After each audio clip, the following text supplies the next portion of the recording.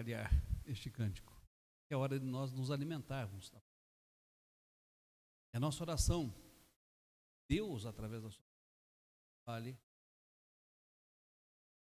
O aspirante Caio sugeriu que nós estivéssemos abordando nas 3 próximos domingos mensagens referentes à valorização.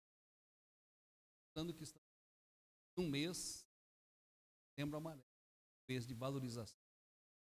Então interromperemos as nossas mensagens que estavam tratando do tema igreja para tratarmos do tema prevenção ao suicídio e valorização à vida. O que a Bíblia tem a nos dizer?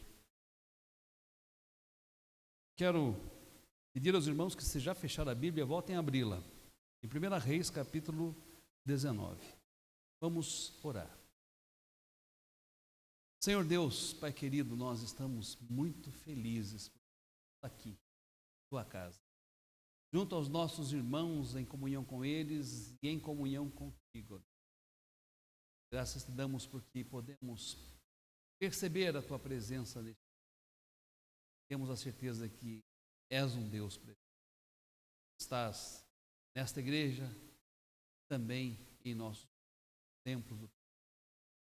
Pedimos que este Espírito maravilhoso, nosso grande instrutor, ilumine o nosso coração, ilumine o nosso entendimento, para que as verdades deste texto brotem, ó Deus, como alimento para as nossas almas. Usa-me como instrumento nas tuas mãos. Fala, Senhor, ao coração dos teus filhos. Eu peço em nome de Jesus. Eu gostaria de convidar os irmãos que fechassem os seus olhos para ouvir uma oração. Uma oração que o salmista fez no momento de extrema aflição, angústia, sofrimento e de dor. Essa oração está no Salmo 55, versículos a 8. Tente se colocar no lugar do salmista em cada frase desta oração. Feche os seus olhos. Dá ouvidos, ó Deus, à minha oração. Não te escondas da minha súplica. Atende-me e responde-me. Sinto-me perplexo e em minha queixa e ando perturbado por causa do clamor do inimigo e da opressão do ímpio. Pois sobre mim lançam calamidade e furiosamente me hostilizam. Estremece-me no peito o coração. Terrores de morte me assaltam. O temor e o tremor me sobrevêm. E o horror se apodera de mim. Então eu disse: quem me dera ter asas como pomba? Voaria e acharia pouso. Eis que fugiria para longe e ficaria no deserto. Dar-me-ia pressa em abrigar-me do vendaval e da prostração. Conseguem sentir? Conseguem imaginar? Conseguem perceber a situação pela qual o salmista estava passando, que o levou a orar com tanta intensidade, com tanta profundidade, com tanta dor, com tanta perplexidade, com tanta angústia?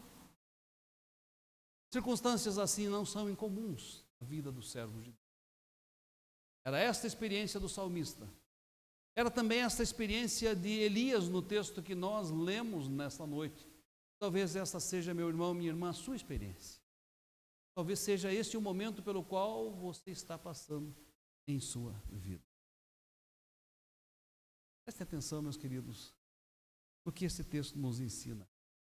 Eu quero desse texto destacar o seguinte tema: Deus é providente em cada circunstância.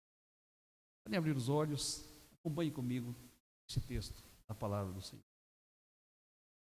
O primeiro ponto que eu quero destacar desse texto, meus amados, é que há circunstâncias ameaçadoras que trazem temor ao nosso coração. Notem E o salmista Davi, no Salmo 55, estava vivendo uma situação ameaçadora. O seu coração estava cheio de temor. Elias estava vivendo uma situação ameaçadora. O seu coração estava cheio de temor. Para os irmãos que não têm familiaridade com Elias, eu quero resumir um pouco da sua história. Ela começa a ser contada no livro de 1 Reis, no capítulo 17. Desde o início da sua história, Elias foi um autêntico profeta de Deus, que trouxe uma palavra poderosa da parte do Senhor, mas que trouxe uma palavra que ia de encontro aos males do país em que ele vivia. E desde muito cedo ele foi chamado de o perturbador de Israel. E por que ele perturbava tanto Israel? Porque a nação de Israel, o povo no meio do qual ele estava, havia abandonado a Deus. Eles haviam se curvado e adorado a Baal. Em diversas circunstâncias, meus queridos, observamos uma disposição irrestrita de ser a voz de Deus em meio a este desvio, em meio a este afastamento, em meio a esta idolatria. Por ser a voz de Deus, ser chamado de o perturbador de Israel. Quero destacar 3 circunstâncias em que Elias se constitui na voz de Deus, a denunciar, a acusar a religiosidade idólatra e pagã de Israel naquele momento. 1 Reis 17:3, se os irmãos quiserem conferir.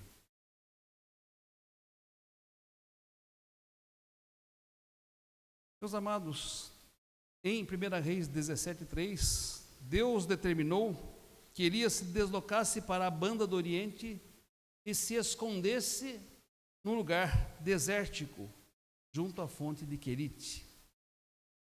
Ali, nesse lugar desértico e numa época de escassez, ele seria sustentado, porque saciaria sua sede numa fonte que havia naquele lugar. E os corvos, pasmem, e os corvos lhe trariam alimento.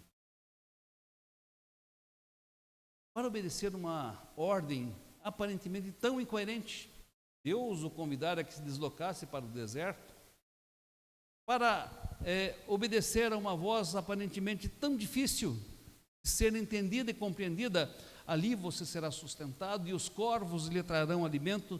Elias tinha que ter uma disposição restrita de ouvir tão somente a voz do Senhor. E essa é uma das circunstâncias que salta aos nossos olhos. Elias, uma nação que havia se desviado de Deus, que havia se voltado para o culto a Baal, que havia se rendido à idolatria, ele estava disposto a ouvir única e exclusivamente a voz de Deus, ainda que em determinados momentos soassem complicados. Elias, vá e se desloque para a banda do Oriente, numa região desértica. Ali há uma fonte, ali os corvos te sustentarão. O segundo momento que demonstra essa disposição de Elias de obedecer tão somente à voz de Deus foi quando em Serepta, após ter empreendido uma longa jornada, Deus orientou a pedir hospedagem na casa de uma mulher. E essa mulher era pobre. E essa mulher não tinha nada para oferecer ao profeta. 1 Reis, capítulo 17, versículo 3. Ora, por orientação de Deus, ele foi a este lugar, um lugar aparentemente onde não havia provisão. E uma terceira circunstância que mostra a disposição de Elias de ouvir e obedecer tão somente à voz de Deus está em 1 Reis 17, 20 a 40. Quando ele desafiou os profetas de Baal, os profetas da religião institucionalizada, da religião dominante, para um desafio no monte chamado Monte Carmelo. Entre tantas outras, notem, meus irmãos, essas 3 circunstâncias que mostram que este profeta, que vivia uma contracultura religiosa em meio a uma nação que havia se desviado do Senhor, era alguém disposto a ouvir a voz de Deus, sobretudo a voz de Deus em todas as circunstâncias. E notem que em todos os momentos em que ele ouviu a voz de Deus, ele teve experiências maravilhosas. neste lugar deserto, lá junto à fonte de Querite, ele teve água para saciar a sua sede e os corvos lhe traziam alimento 2 vezes por dia. Na casa da viúva pobre, o azeite da botija daquela viúva e a farinha de sua vasilha jamais faltaram, e ele, juntamente com ela, puderam se fartar por muitos e muitos dias. Meus amados, quando ele desafiou os profetas de Baal, diz a Bíblia que o fogo desceu do céu e consumiu o sacrifício que ele oferecera ao Senhor, evidenciando que Deus é o Deus de Israel e que só há um Deus, o Deus vivo e verdadeiro. E por fim, diz-nos a Bíblia que quando ele orou, depois de 3 anos e 6 meses, em resposta à oração de Elias, Deus fez a chuva cair sobre a terra. Meus amados, tudo aponta até aqui para uma trajetória triunfante. Profeta de Deus, em meio a uma nação idólatra, uma nação que havia adulterado, que havia se distanciado dos caminhos. Profeta que poderosamente agia e que era abençoado por Deus, cujas obras eram patenteadas pela mão de Deus. Profeta que orava e descia fogo do céu, orava e fazia chover. Tudo parecia apontar para uma trajetória maravilhosa. Mas há algo que eu considero muito precioso, muito especial na palavra de Deus. Num momento, em uma circunstância, Elias deixou de ouvir, de confiar e de crer na palavra do Senhor. Em um momento, eu acho isso precioso porque pode acontecer comigo, pode acontecer com o irmão, a irmã, com aqueles que me ouvem. Em um momento ele perdeu a sua sintonia com Deus, com a palavra de Deus, com a voz de Deus. Em um momento, meus queridos, ele deixou Deus em quem ele. E esse momento foi quando Jezabel lhe mandou um recado. O recado está em 1 Reis 19:2, confiram na Bíblia. Façam os deuses como lhes aprouver, se amanhã a estas horas não fizer eu a tua vida, como fizeste cada um dos profetas de Baal. E o que diz a Bíblia? A Bíblia diz que Elias, 1 Reis 19:3, Elias temeu esta palavra. E para salvar a sua vida, e foi, e chegou a Berseba, que pertence a Judá. Meus queridos, que estas circunstâncias, ou que este momento, ou que esta experiência de Elias, até que nos ensina? Ela nos ensina que Deus não nos livra de situações ameaçadoras. O salmista Davi, no salmo que nós lemos, Salmo 55, Elias, nesse texto que nós lemos, 1 Reis 19, estavam vivendo circunstâncias ameaçadoras. Deus não nos livra. Eu e vocês também vamos enfrentá-las. No mundo, disse Jesus, teremos aflições. Também esta história e este texto nos ensina até aqui que podemos sim, em determinados momentos, perder a sintonia com a voz de Deus. Podemos, em determinados momentos, deixar de ouvir a voz de Deus, deixar de confiar na voz de Deus e passarmos a ouvir e temer a voz dos inimigos, a voz das circunstâncias, a voz daqueles que se levantam contra nós. Também aprendemos até aqui, meus irmãos, que às vezes há circunstâncias que temporariamente nos assustam. E não é porque somos servos e servas de Deus, crentes no Senhor Jesus Cristo, que não enfrentaremos estas circunstâncias e nem nos assustaremos com estas circunstâncias. Somos humanos, Deus conhece a nossa humanidade, Deus conhece a nossa fragilidade, sabe? E muitas vezes, apesar de sermos servos consagrados a Deus, nós vamos temer. Não devemos nos culpar por momentos assim. Também aprendemos até aqui, às vezes podemos nos achar perdidos sem saber a direção a que seguir, sem saber o que. Notem, meus queridos, que estas circunstâncias eram comuns na vida de Elias. Talvez sejam comuns na minha vida e a sua vida. Enfrentarmos aflições, perdermos a sintonia com o nosso Deus, termos temor, ter medo, estar assustados e nos achar perdidos. Mas note, esse texto nos ensina algo mais. Além deste temor por circunstâncias assustadoras, esse texto nos ensina que estas circunstâncias podem levar a um segundo estágio. Estas circunstâncias podem nos levar à depressão e ao desejo de fuga. E esse é o nosso segundo ponto, a depressão e o desejo de fuga. Capítulo 19, versículos 4 a 18, eles trazem um relato profundamente realista da vida de Elias. A palavra de Jezabel foi ácida. A palavra de Jezabel foi cortante. A palavra de Jezabel, meus queridos, foi cáustica. A palavra de Jezabel, por mais que ela não tivesse este poder sobre Elias, foi uma palavra que lhe causou medo, que lhe causou temor. É interessante, é uma palavra que nunca se cumpriu. Façam os deuses como lhes aprouver, se eu nesta noite não fizer a você o que você fez aos profetas de Baal. A hora que ele havia feito os profetas de Baal, desafiado, vencido e matado os profetas à espada. Mas Elias, curiosamente, não morreu. Diz-nos a Bíblia que Deus,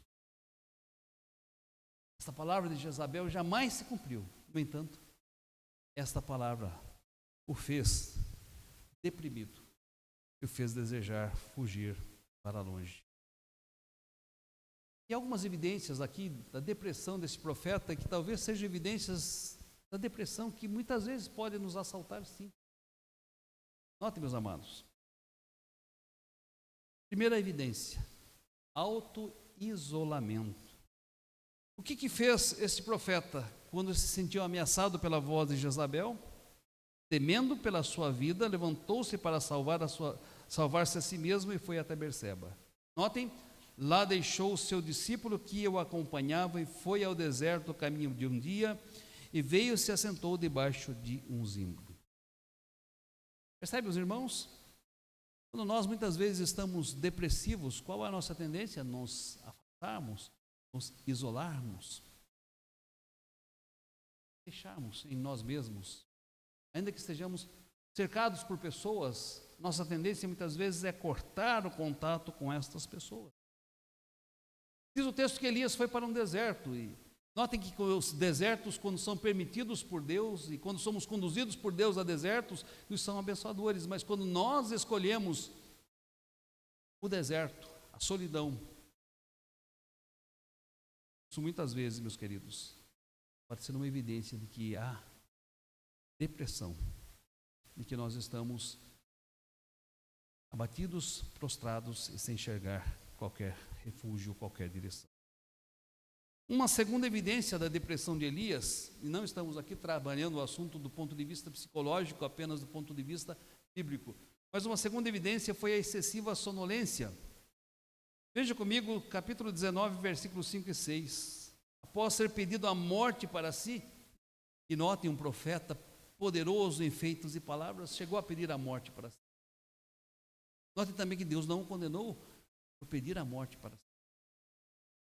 Após ter pedido a morte para si, dormiu debaixo de um pé de zimbro. O anjo acordou e determinou que ele se levantasse e comesse. E foi isso que ele fez. Se levantou e comeu. Só que notem, versículos 5 e 6, tornou a dormir. Por que há o sono nos contextos da depressão? É uma forma de encurtar ou diminuir o sofrimento. A pessoa busca o sono para fugir do seu presente, um presente que lhe incomoda, que lhe machuca, que lhe traz dor. Uma terceira evidência da depressão do profeta, e talvez seja evidência da minha e da sua depressão, a ausência de perspectivas. A palavra ácida, cáustica de Jezabel fez com que o seu coração fosse afetado de tal maneira que ele nem percebesse que o anjo, quando lhe deu alimento, lhe fez uma promessa: o teu caminho será sobremodo longo. Note capítulo 19, versículo 7. Teu caminho será sobremodo longo. Mas ele não conseguia ver o passo. Ele não conseguia ver o horizonte do dia de amanhã. Uma quarta evidência da depressão do profeta, a sensação de solidão e singularidade. O profeta se achava o único servo de Deus, o único zeloso pelo Senhor, o único que não havia adorado a Baal. Ele se achava o único entre uma geração que ainda seguia, que ainda servia ao Senhor. Ele não conseguia enxergar mais ninguém nessa situação. Geralmente, quando a depressão assalta alguém, vem essa sensação de solidão, singularidade. Olha, o que eu estou passando, ninguém mais está passando. O que eu estou vivendo, ninguém mais está vivendo. Apenas eu. Não somente eu estou passando por esse caminho. A quarta evidência da depressão do profeta, e talvez também seja a evidência da depressão que assalta muitas e muitas pessoas, é o desejo pela morte. Para ele a vida não tinha nada mais a oferecer. Senhor, para mim basta, eu não sou melhor dos que os que me antecederam. Eu não sou melhor do que a geração dos meus pais. Basta, Senhor, dá-me a morte. Queridos, não é incomum, diante de circunstâncias ameaçadoras, nos sentirmos depressivos e tentarmos fugir do nosso presente, fugir da realidade, fugir das circunstâncias, sem enxergar nenhuma saída. Estamos vivendo contextos assim, os irmãos e irmãs já experimentaram algo assim. Você que nos ouve, porventura, tem experimentado contextos semelhantes a esse na sua vida? Notem, meus amados, esse texto nos convida, primeiramente, a lutarmos contra essa tendência do isolamento, de buscarmos os desertos ou as cavernas existenciais em nós.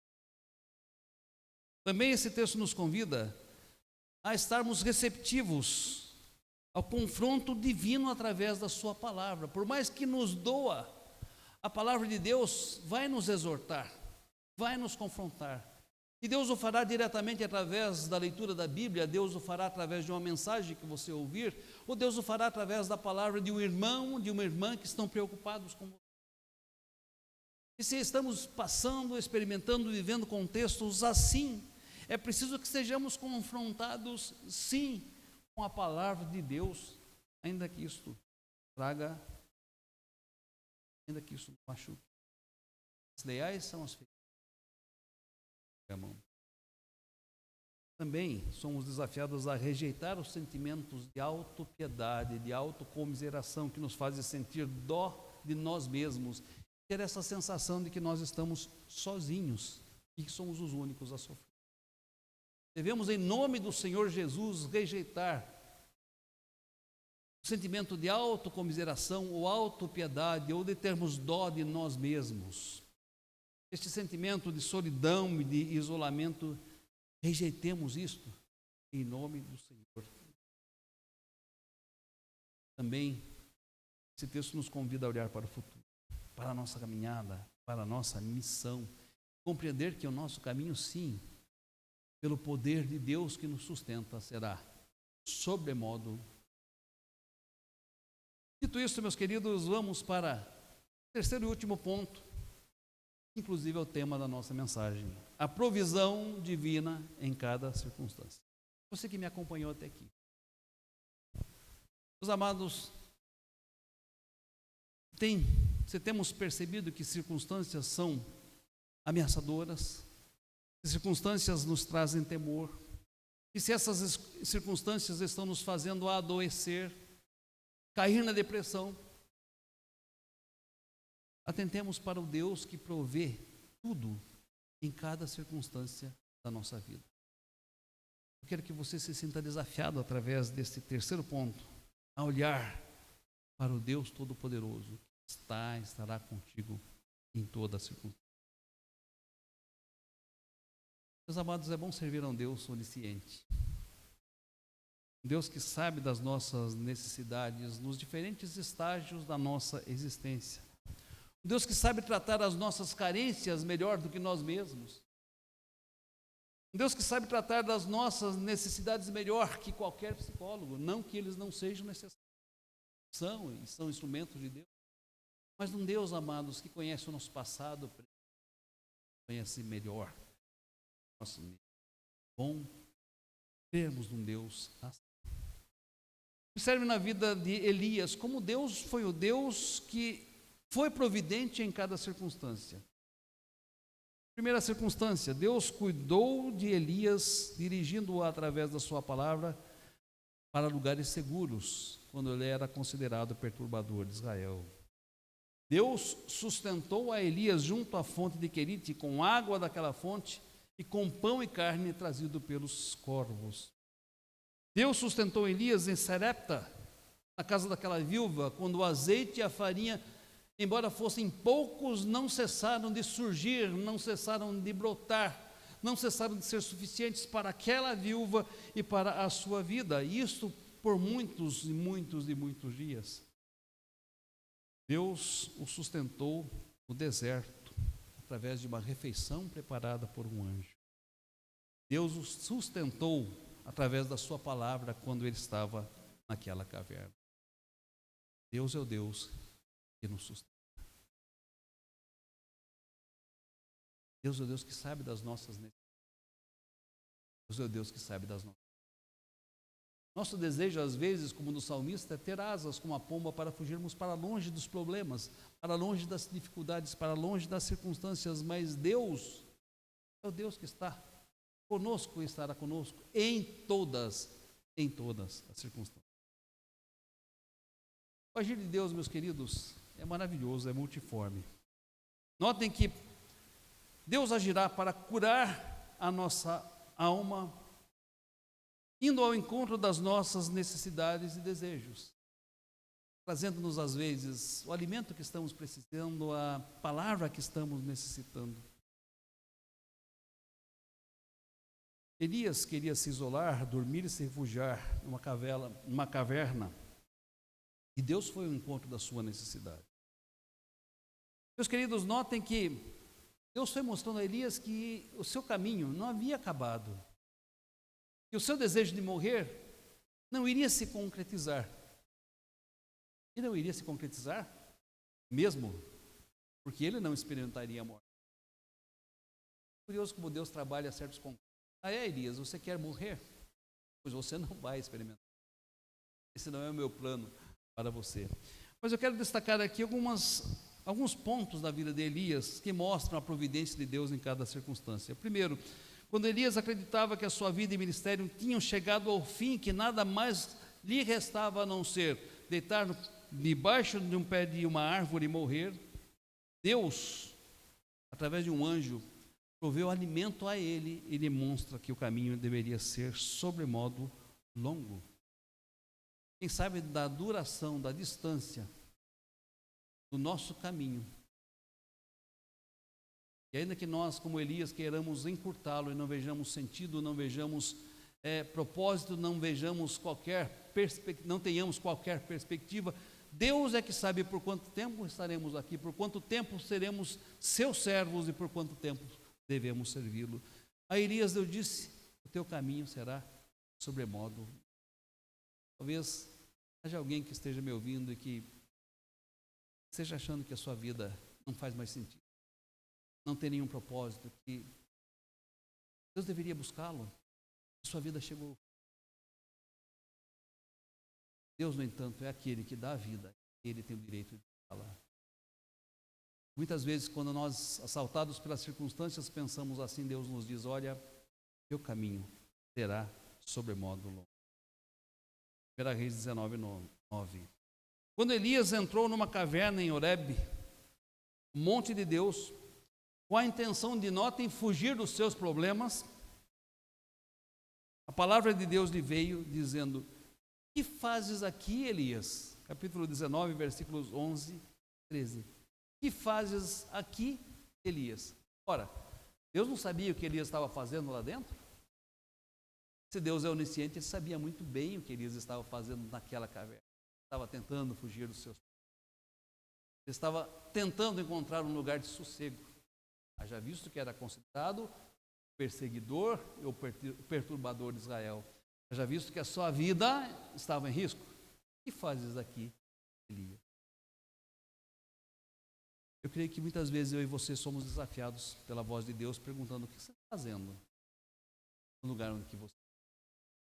Por que você está fugindo das circunstâncias? Por que você está fugindo dos enfrentamentos? Por que você está fugindo quando essa não é a minha vontade para você?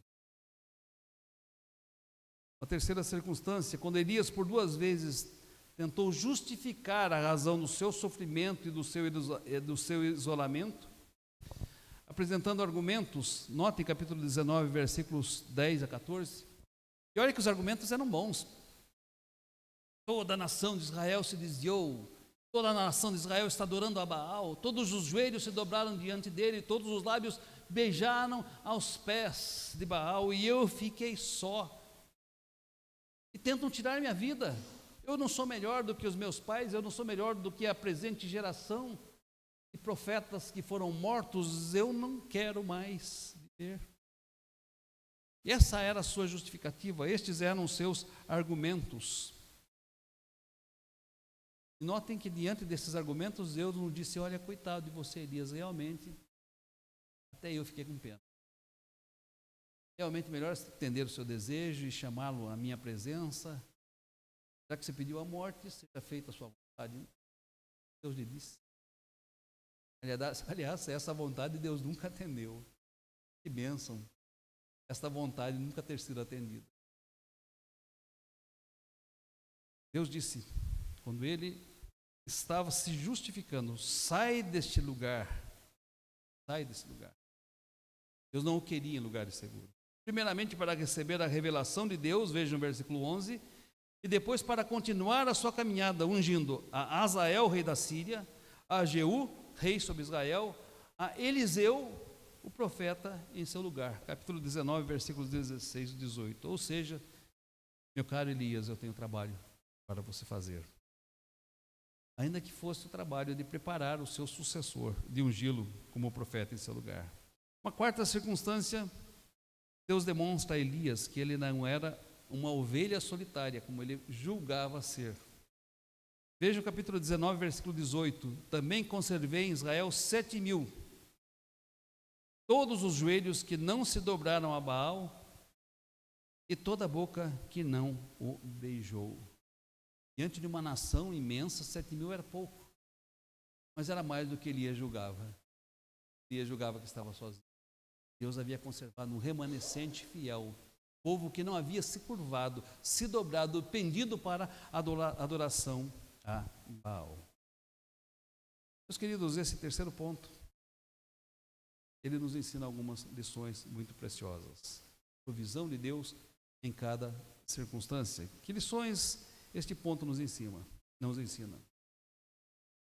Meu irmão, minha irmã, temporariamente, nós podemos perder a sintonia com a voz de Deus e também podemos perder a consciência de que Deus está cuidando de nós.